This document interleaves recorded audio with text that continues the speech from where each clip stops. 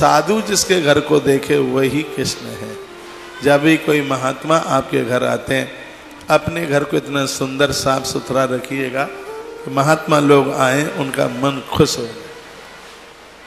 ये नहीं कि लहसुन प्याज लुढ़क रही है, कहाँ मग्गा पड़ा, कहाँ बाल्टी पड़ी, कहाँ कपड़े सूख रहे, ऐसा नहीं। उसके परम बिल्कुल रौनक बनाइए, आनंद हो जाएगा। अरे जय हो पवन देवता।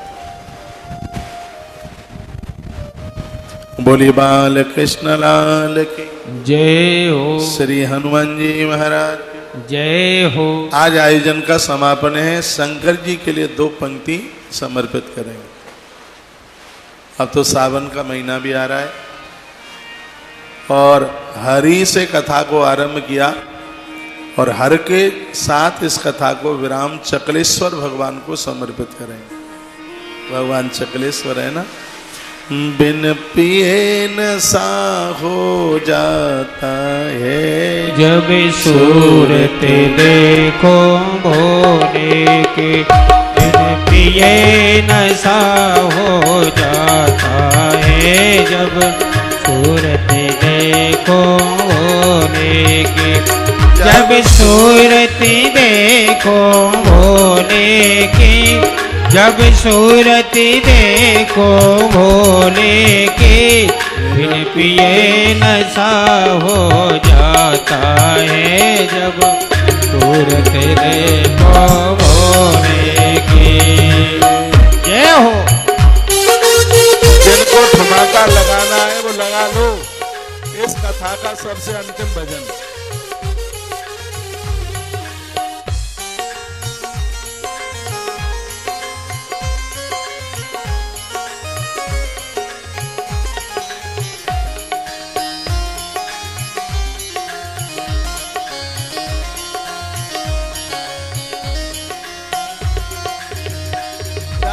मस्तक चांद विराज रहा, जाके मस्तक चांद विराज रहा, जाके मस्तक चांद विराज रहा।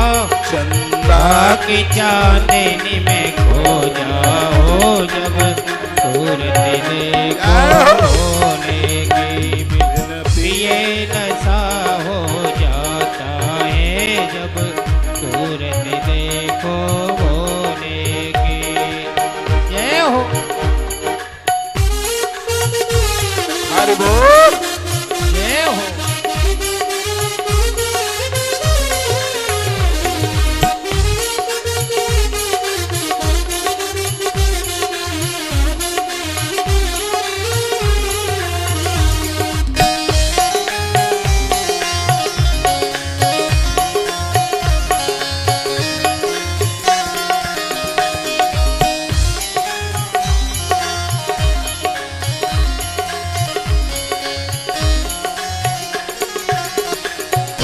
हाथ में डमरू विराज रहा, जके हाथ में डमरू विराज रहा, जके हाथ में डमरू विराज रहा। डमरू के ताने में खो जाओ जब सूरत देखो भोले की, डमरू के ताने में खो जाओ जब सूरत देखो भोले की। जब सूरत देखो भोले की, जब सूरत देखो भोले की, प्रिय नशा हो जाता है जब सूरत देखो भोले की। जय हो।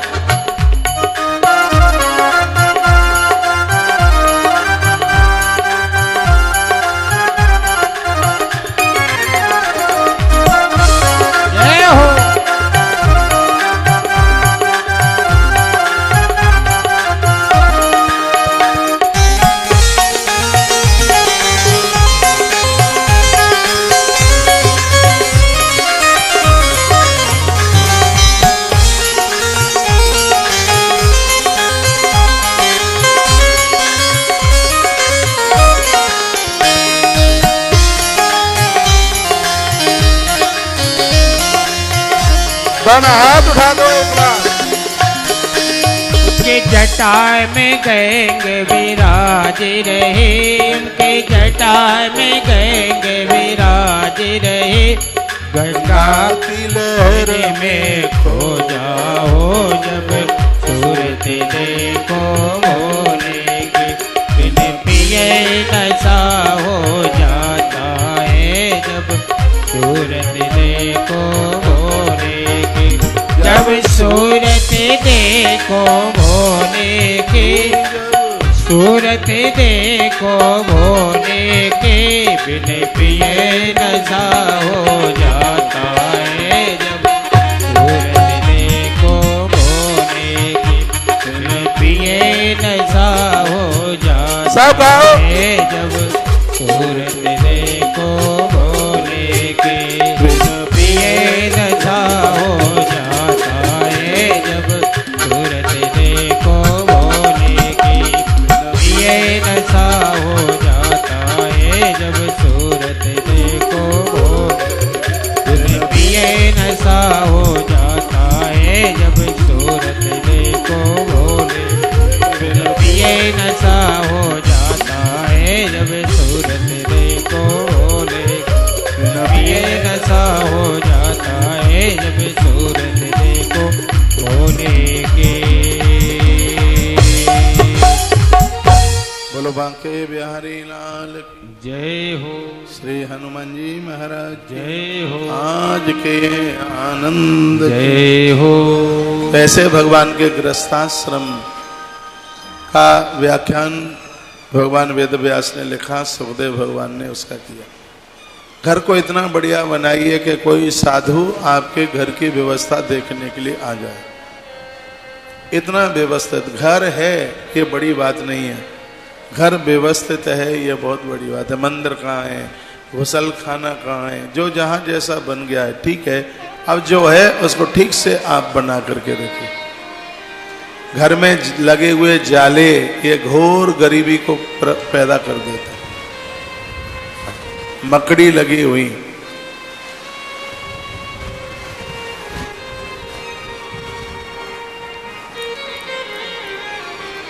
बड़ा आनंद हुआ।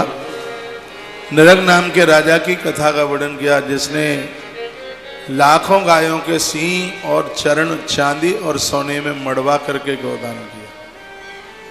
एक बार गलती हो गई उनसे, और गलती उनकी यह थी, एक गैया का उनको पता था कि गाय उसकी है, किसी की गाय छूट छाट करके आ गई और उस गाय का उन्होंने दान कर दिया, उन्हें गिरगिट बनना पड़ा।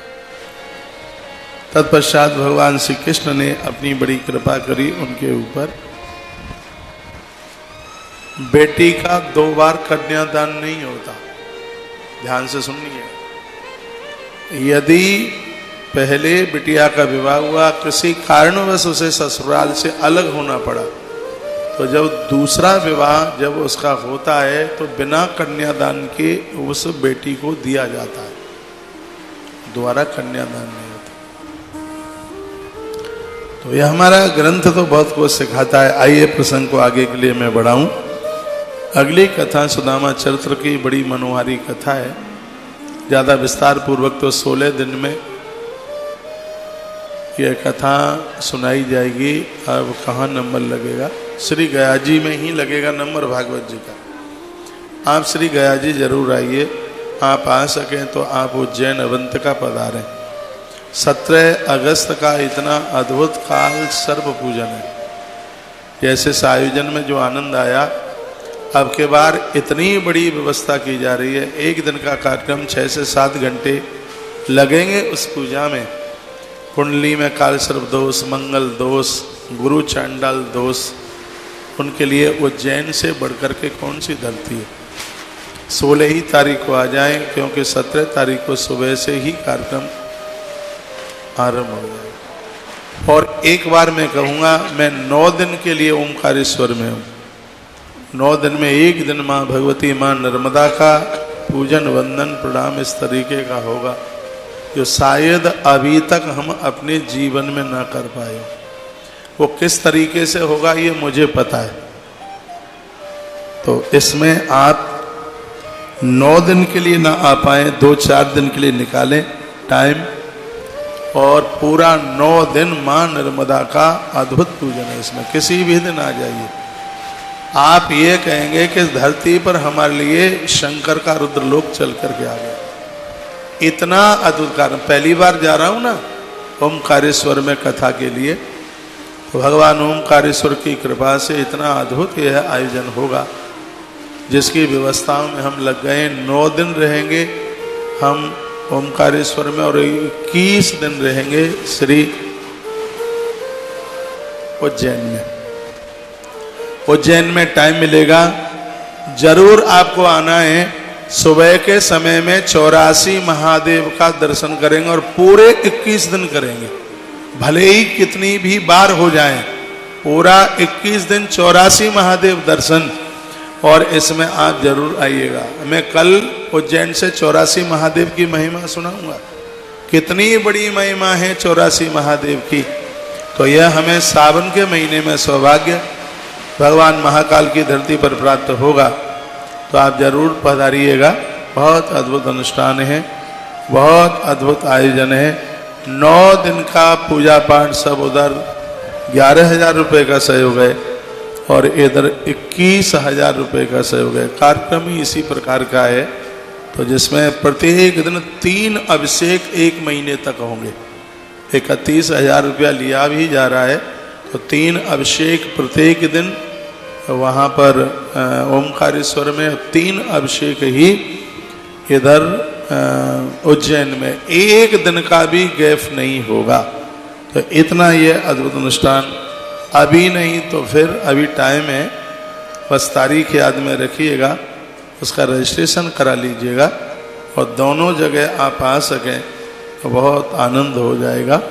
और मुझे लगता है कि जो अब के बार ओमकारेश्वर में और उज्जैन में आयोजन होने को जा रहा है, 2017 से हम जा रहे हैं और 9 साल हो गई हैं, तो 9 साल में इतना बड़ा आयोजन ये पहली बार होगा। इतना बड़ा आयोजन पहली बार होगा, तो आप इसके साक्षी बने, आप जरूर आइएगा। तो जो आप सुदामा की कथा सुन रहे हैं, इसी उज्जैन में सुदामा जी गुरुकुल में पढ़ने के लिए आए। गुरु जी की बड़ी कृपा उनके ऊपर हुई। गुरुदेव की कृपा हो जाए तो किस चीज़ की कमी है। बस दुर्भाग्य यह है कि हम पूरे जीवन भर गुरु को पहचान नहीं पाते, वही दुनियादारी दिखाई देती है, मानव जैसा जीवन दिखाई देता है। कृष्ण को भी लोग दुनिया में ऐसे ही समझते थे, एक ग्वारिया का छोकरा है, यादवों का लड़का है, बस यही सोचते थे। मटकी फोड़ दी है उसने, स्त्रियों के साथ नाचा है, बड़ा बदनाम लोग करते थे।